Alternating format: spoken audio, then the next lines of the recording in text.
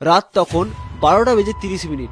দুর্গাপুরের একটা মেডিকেল কলেজের ছাত্রী তার বন্ধুর সঙ্গে বেরিয়েছিল খাবার কিনতে, কিন্তু সেই রাতটা তার জীবনের সবথেকে ভয়ঙ্কর অভিজ্ঞতায় পরিণত হয়। বিপদের সময় তার বন্ধুও তাকে ফেলে পালিয়ে যায়, আর তারপর যা ঘটে সেটা শুনলে আপনারও গা কাঁটা দিয়ে উঠবে।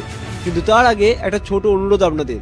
আপনারা জানেন আমাদের চ্যানেলটা এখন অনেকটা ছোট, একদমই নতুন, অর্থাৎ এরকম ধরনের কন্টেন্ট যদি আপনার ভালো লেগে থাকে তাহলে আমাদের চ্যানেলটিকে সাবস্ক্রাইব করতে ভুলবেন না, আর ভিডিওটি ভালো লাগলে অবশ্যই লাইক করে আমাদের পাশে থাকবেন। তো চলুন জেনে নেওয়া যাক ঠিক কি ঘটেছিল সেই দিন। এই মেয়েটি একজন দ্বিতীয় বর্ষের MBBS ছাত্রী। তার স্বপ্ন ছিল একজন ডাক্তার হয়ে মানুষের পাশে দাঁড়ানো। 10ই অক্টোবর 2025 শুক্রবার রাতে মেয়েটি একটা পুরুষ বন্ধুর সঙ্গে কলেজের বাইরে বেরিয়েছিল খাবার কেনার উদ্দেশ্যে। অনেক রিপোর্ট অনুযায়ী ওদের দুজনকে একা পেয়ে কয়েকজন অপরিচিত পুরুষ তাদেরকে বিরক্ত করতে শুরু করে। তারপরে ওই অপরিচিত ব্যক্তিরা তার পুরুষ বন্ধুটাকেও ধমকি দিতে লাগে, আর বন্ধুটাও ভয়ে পালিয়ে যায়। আর তারপর ওই অপরিচিত ব্যক্তিরা মেয়েটিকে জঙ্গলের দিকে টেনে নিয়ে যায়। তারা মোবাইল ফোনের সঙ্গে সঙ্গে কিছু ক্যাশ টাকাও ছিনিয়ে নেয়, আর চিৎকার করলে মেরে ফেলার অবধি হুমকি দেয়।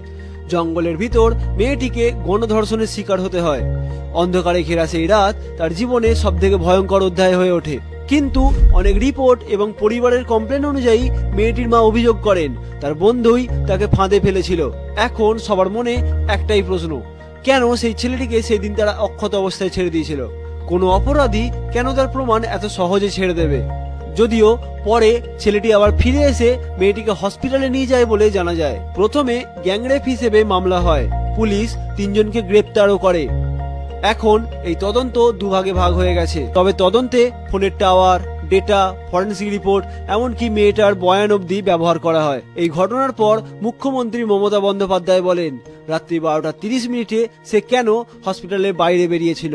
এমনকি তিনি এটাও বলেন এই ঘটনা একটা প্রাইভেট হসপিটালে ঘটেছে, এর দায় সরকার নিতে পারবে না।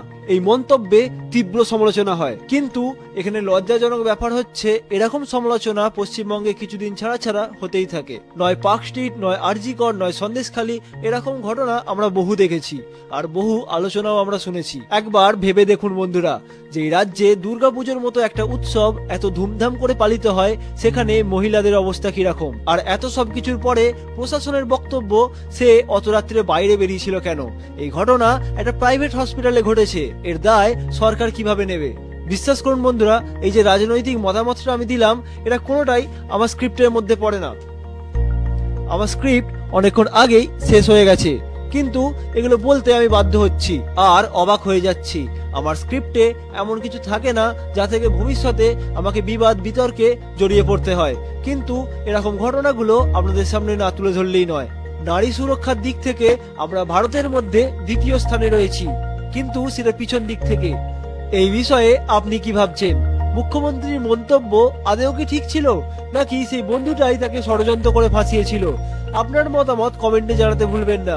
ভিডিওটি ভালো লাগলে লাইক করতেও ভুলবেন না। ধন্যবাদ।